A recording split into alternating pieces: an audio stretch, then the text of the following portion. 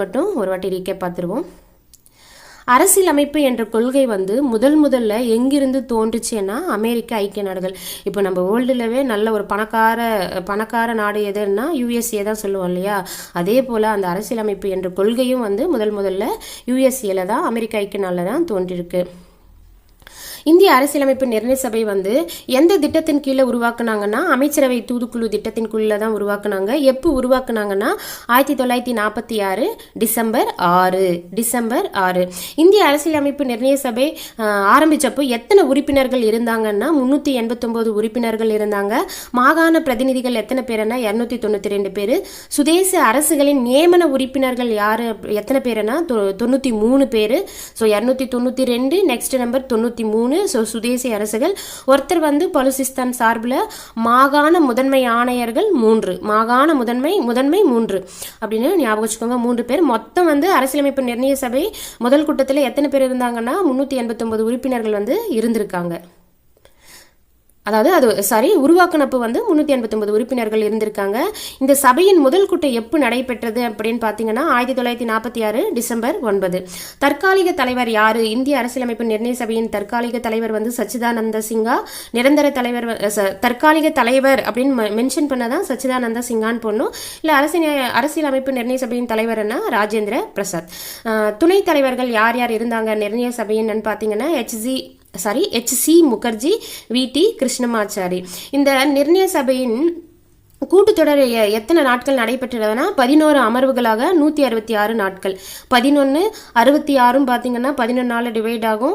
So 1 6 so முன்னாடி 1 அப்படின்ற மாதிரி ஞாபகம் வச்சுக்கோங்க. 11 அமர்வுகளாக 166 நாட்கள் நடந்தது. இந்த கூட்டத்தின் போது எத்தனை திருத்தங்கள் முன் வச்சாங்கன்னா 24 73 திருத்தங்கள் முன் வச்சாங்க. இந்திய அரசமைப்பு சட்ட வரைவு குழுவின் தலைவர் யாருன்னா B.R. அம்பேத்கர். இவர் தான் இந்திய அரசியலமைப்பு சட்டத்தை உருவாக்குனாங்க. யார் இந்திய அரசியலமைப்பு சட்டத்தை உருவாக்குனாங்கன்னா B.R. அம்பேத்கர். இந்திய அரசியலமைப்பின் தந்தை யாரு? B.R. அம்பேத்கர். வரைக்கும் ஒரு வாட்டி ரீகேப் மட்டும் பார்த்துருவோம். ஸோ இந்திய அரசியலமைப்பு ஃபைனலாக ஏற்றுக்கிட்டப்போ என்னென்ன இருந்ததுன்னு பார்த்தீங்கன்னா ஒரு முகவுரை, 22 பாகங்கள், 395 சட்டப்பிரிவுகள் மற்றும் 8 அட்டவணைகளை கொண்டிருந்தது நம்மளுடைய அரசியலமைப்பு. எந்த நாளில் ஏற்றுக்கிட்டாங்கன்னு பார்த்தீங்கன்னா 1949 நவம்பர் 26 ஏற்றுக்கிட்டாங்க. எப்போ நம்மளுடைய அரசியலமைப்பு நடைமுறைப்படுத்தினாங்கன்னா 1950 ஜனவரி 26. இந்த ஜனவரி 24 நடைமுறைப்படுத்தினதுன்னு தான் நம்ம ஒவ்வொரு ஆண்டும் குடியரசு தினமாக கொண்டாடிட்டு வர்றோம். நம்ம அரசியலமைப்பை யார் எழுதினாங்க அப்படின்னு பார்த்தீங்கன்னா பிரேம் பெஹாரி நரேன் ரைஜடா. எந்த பாணியில் எழுதினாருன்னா இத்தாலிய பாணியில் கைப்பட எழுதியிருக்காரு. நம்மளுடைய அரசியலமைப்பின் சிறப்பு கூறுகள் அப்படின்னு பார்த்தீங்கன்னா உலகத்திலேயே இருக்கிற எல்லா அரசியலமைப்பை விடவும் நீளமானது நம்ம இந்திய அரசியலமைப்பு. நம்ம அரசியலமைப்பு நெகிழும் தன்மையும் நெகிழா தன்மையும் கொண்டது. இது எத்தனை நாடுகள்ல இருந்து நம்மளுடைய அரசியலமைப்பு எடுத்து எழுதியிருக்காங்க, அதாவது எடுத்து எழுதியிருக்காங்கன்னா அதெல்லாம் படிச்சுட்டு ஒரு முன்மாதிரியாக கொண்டு எத்தனை நாடுகள்ல இருந்து எடுத்திருக்காங்கன்னா 60 நாடுகள்ல இருந்து எடுத்திருக்காங்க. இந்தியா ஒரு சமய சார்பற்ற நாடு, கூட்டாட்சி முறை அரசாங்கத்தை கொண்டிருக்கு, சுதந்திரமான நீதித்துறையும் கொண்டிருக்கு, வயது வந்தோர் வாக்குரிமையை நம்ம பின்பற்றோம். முகவுரை அப்படின்னா என்ன அப்படின்னு பார்த்தீங்கன்னா அறிமுகம் அல்லது முன்னுரை. அரசியலமைப்பின் திறவுகோல் அப்படின்னு எதை சொல்லுவாங்கன்னு பார்த்தீங்கன்னா முகவுரையை சொல்லுவாங்க. குறிக்கோள் தீர்மானம் ஜவஹர்லால் நேரு எப்போ கொண்டு வர்றாங்கன்னா 1946 டிசம்பர் 13 கொண்டு வர்றாரு. அது எப்போ குறிக்கோள் தீர்மானத்தை நிர்ணய சபை ஏற்றுக்கிறாங்கன்னு பார்த்தீங்கன்னா 1947 ஜனவரி 22 ஏற்றுப்பாங்க. அரசியலமைப்பின் முகவுரை பார்த்தீங்கன்னா ஒரே ஒரு முறை திருத்திருக்காங்க. அது எந்த வருஷம் திருத்திருக்காங்கன்னா 1976 42வது சட்ட திருத்தத்தின்படி ஒரே ஒரு வாட்டி திருத்திருக்காங்க. அப்போ 3 வார்த்தைகள் புதுசாக சேர்த்திருக்காங்க.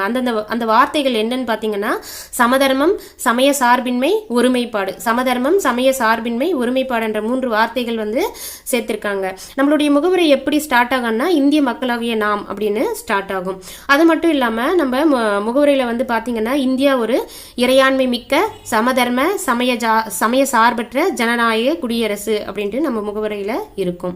பிரெஞ்சு புரட்சி எப்போது நடைபெற்றதுன்னா 1789. அதனுடைய முக்கிய முழக்கங்கள் என்னன்னு பார்த்தீங்கன்னா சுதந்திரம், சமத்துவம், சகோதரத்துவம். இந்த முக்கிய முழக்கங்கள் பார்த்தீங்கன்னா நம்ம இந்திய அரசியலமைப்பின் முகவுரையிலையும் இவற்றுக்கு முக்கியத்துவம் கொடுத்திருக்காங்க. சிட்டிசன் என்ற சொல் வந்து எந்த மொழி சொல்லில் இருந்து பெறப்பட்டதுன்னா லத்தீன் மொழி சொல். அதாவது லத்தீன் மொழி சொல்லான சிவிஸ் என்பதிலிருந்து தான் சிட்டிசன் என்ற சொல் பெறப்பட்டது. இதனுடைய பொருள் என்னன்னு பார்த்தீங்கன்னா நகர அரசில் வசிப்பவர் என்பது தான் சிட்டிசன் என்ற வார்த்தைக்கான பொருள். குடியுரிமையை பற்றி கூறும் பகுதி என்னன்னா பகுதி 2. அதோட சட்டப்பிரிவுகள் என்னன்னு பார்த்தீங்கன்னா 5லிருந்து 11 வரை பார்த்தீங்கன்னா குடியுரிமைக்கான சட்டப்பிரிவுகள். குடியுரிமை சட்டம் எப்போது ஏற்றப்பட்டதுன்னு பார்த்தீங்கன்னா 1955 வந்து ஏற்றினாங்க.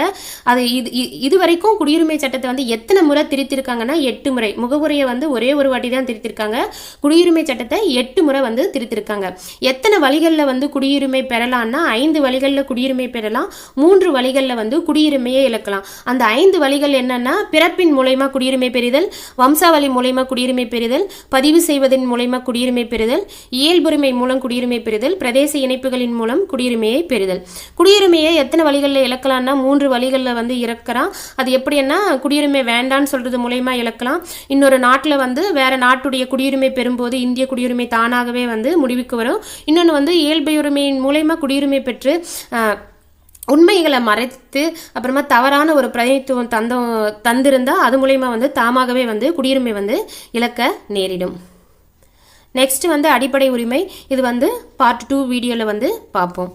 இந்த வீடியோ பிடிச்சிருந்தா லைக் பண்ணுங்கள், ஷேர் பண்ணுங்கள். தேங்க்யூ.